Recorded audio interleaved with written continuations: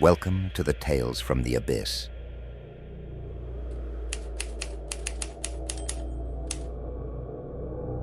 Today, we will explore three narratives. On April 16th, 2024, a 42-year-old woman named Erica Nunez and her 68-year-old uncle, Paulo Braga, arrived at a bank in Rio de Janeiro, Brazil. Erica exited the back seat first and requested the driver to wait while she went inside to retrieve a wheelchair for her uncle, who had recently been hospitalized due to pneumonia. She found a wheelchair in the lobby and wheeled it back outside. Upon her return, the driver assisted her in lifting Paulo into the wheelchair. After expressing her gratitude to the driver, Erica pushed her uncle toward the bank entrance. As they approached the door, a bank attendant stepped out to hold it open for them.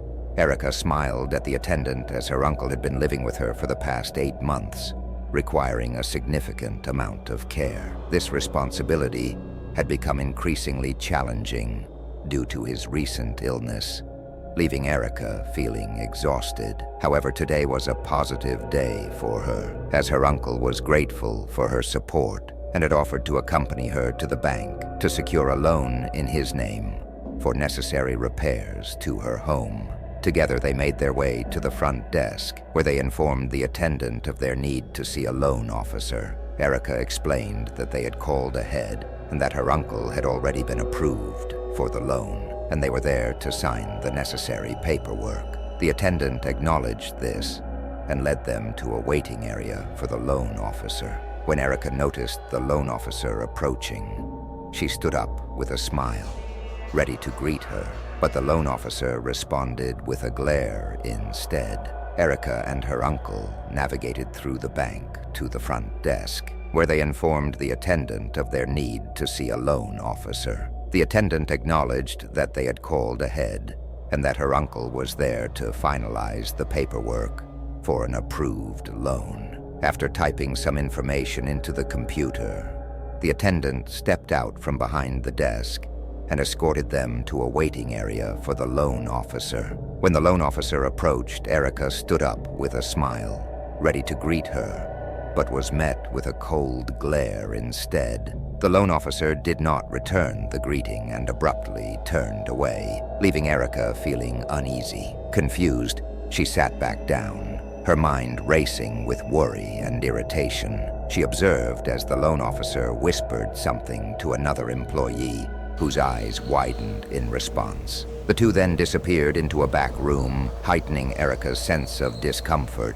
Turning to her uncle, she noticed he was unable to meet her gaze. In an attempt to comfort him, she began to massage his neck and shoulders. After some time, the loan officer returned, this time with a large stack of documents, which she placed in front of Erica's uncle. Instead of sitting down to discuss the paperwork, the loan officer stood there, fixated on Erica. A tense silence enveloped the room for about 30 seconds before the loan officer pulled out her phone and began recording, causing Erica's discomfort to escalate into fear. This situation was certainly unusual for bank conduct, even considering the presence of a rather impolite employee. Despite the odd circumstances, Erica chose to overlook the strangeness and proceeded to assist her uncle with the necessary paperwork. However, after a short while, she began to hear emergency sirens outside the bank. When she looked up, she noticed numerous police officers and first responders rushing towards her. A video recorded by the loan officer that day, featuring Erica and her uncle, gained significant attention in Brazil. In the footage, Erica is seen smiling and helping her uncle with the paperwork, while she is visibly supporting his head. However, her uncle was not merely weak from illness. He had actually passed away hours before Erica arrived at the bank.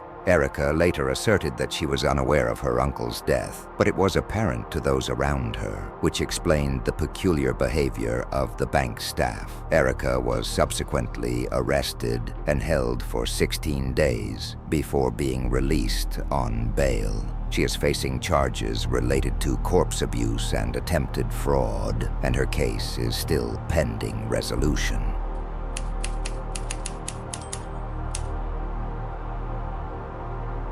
On the evening of October 20th, 2021, Two young couples were enjoying their time together in a cozy home nestled in the woods of Henderson County, North Carolina. The couples included Rachel and her fiancé, Chris, along with their friends Autumn and Jake, who owned the residence. While Rachel and Autumn were in the kitchen preparing to dye Rachel's hair over the sink, Jake and Chris were in the living room discussing the unusual reports of a black panther sighted around town in recent days.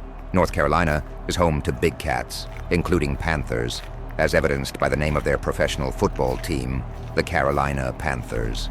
However, the panthers typically found in the state are brownish rather than the striking black variety that had reportedly been roaming Henderson County. Chris was particularly convinced that he had encountered this black panther about a week prior while walking his and Rachel's new puppy. He insisted that the panther had been lurking in the tree line near his property, raising concerns that it might attack his dog. Since then, he had felt uneasy about walking outside and had started carrying a gun for protection. Just as Jake was sharing that he, too, had taken to carrying a firearm for similar reasons, Rachel called out to Chris from the kitchen. The two men got up from the couch and joined her, where Rachel explained that she had been attempting to show Autumn a YouTube tutorial on dyeing hair at home when her phone had died. She then asked Chris if he could return to their apartment to retrieve a phone charger for her. Chris was understandably apprehensive about venturing into the woods at night, especially with a panther reportedly on the loose. However, his love for his fiancée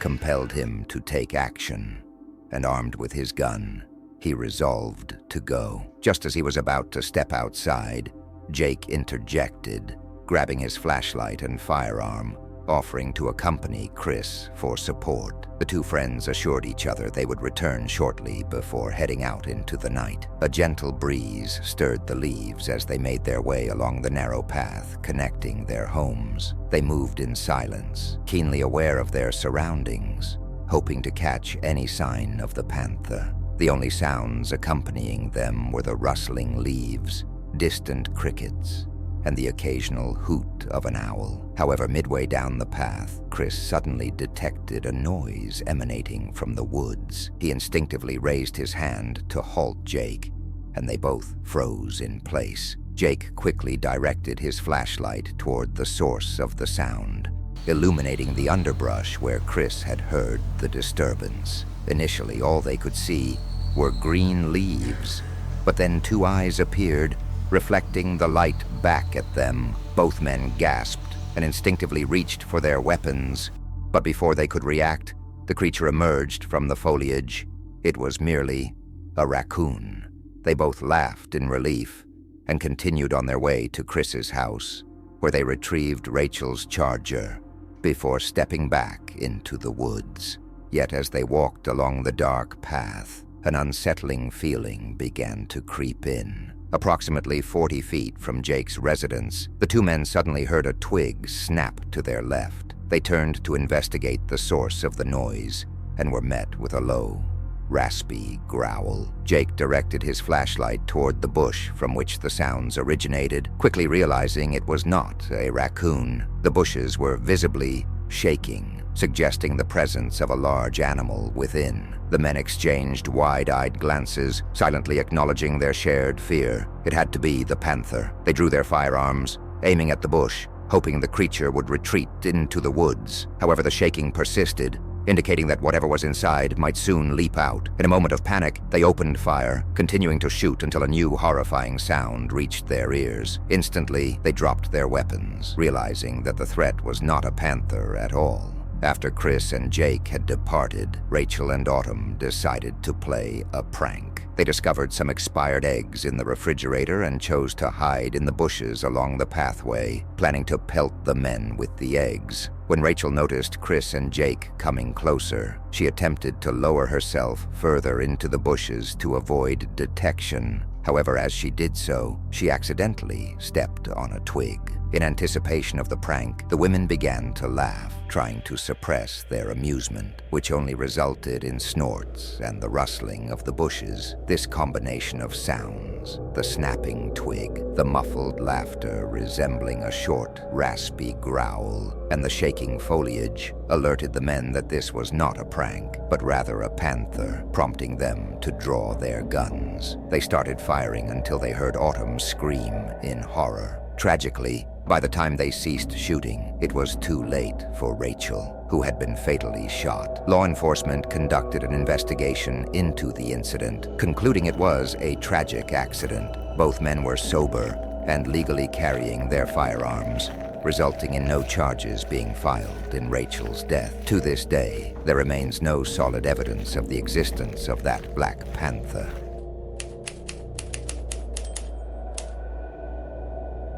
On a snowy morning in 1972, 22-year-old Surya Kronis waited at her bus stop in Seattle, Washington, adjusting her knit cap to shield herself from the cold. The hat felt somewhat unfamiliar on her head, as she had recently cut her brown hair very short, and she was still getting used to the change. Despite this, she was fond of her new hairstyle and had intentionally chosen to wear the large hat to conceal it, hoping to make the eventual reveal to her friends at school more impactful. As she scanned Rainer Avenue for any sign of her bus, her anticipation grew, but there was no bus in sight. The city's public transportation was severely disrupted due to the weather, and Surya's patience was wearing thin. Her bus was now over an hour late. She had already missed her first class and was at risk of being late for her second. Just then, she heard the honk of a car horn, and a pale yellow Volkswagen Beetle pulled up to the curb in front of her. Squinting through the falling snow, Surya could make out the figure of a man in the driver's seat,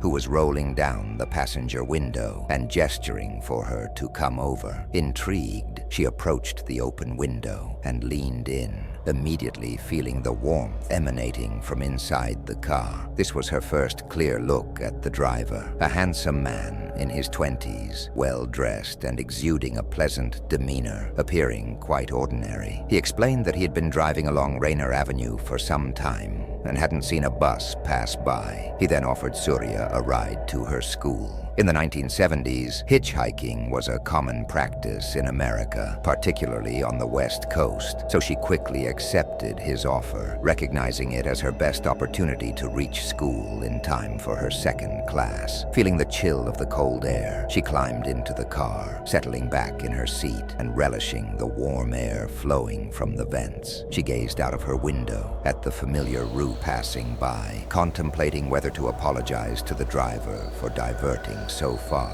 from his path. Just then, she noticed him activate his turn signal, preparing to make a right turn. This struck her as peculiar because, as she had previously mentioned while standing on the curb, her school was a straightforward drive down Rainer Avenue with no need for a turn. Confused, she glanced at the man, anticipating an explanation for this unexpected detour. However, he remained focused on the road ahead. Moments later, she heard the blinker again and looked up to see they were merging onto Interstate 5 southbound, which was certainly not the direction to her school.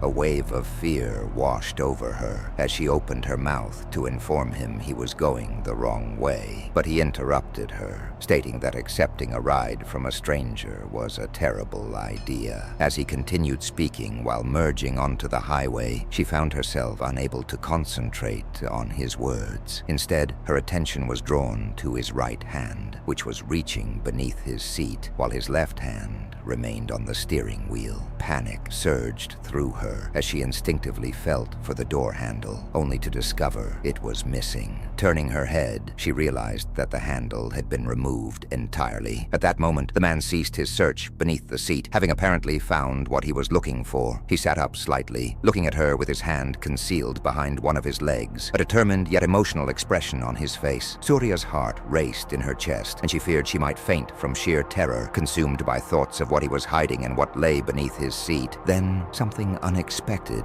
occurred. The man's expression shifted from one of determination, bordering on cruelty, to a look of confusion. Tria observed as his gaze flicked to the top of her head. He instructed Surya to remove her hat, and with trembling hands, she complied, unsure of his motives. Once the hat was off, the man's shock was evident as he dropped an object he had been holding, which landed with a heavy metallic thud beneath his seat, though Tria could not see it. A long, tense silence followed, and when he finally spoke, his question was simple. Why did you cut your hair? Without hesitation, he veered off the highway and sped towards Sata's school. Upon arrival, he opened the door for her, told Surya she was lucky, and then drove away. Surya chose not to report the incident to the police. She felt embarrassed about having entered a stranger's car. After all, despite his unsettling demeanor, he had not harmed her, so she attempted to put the experience behind her. Years later, in 1975,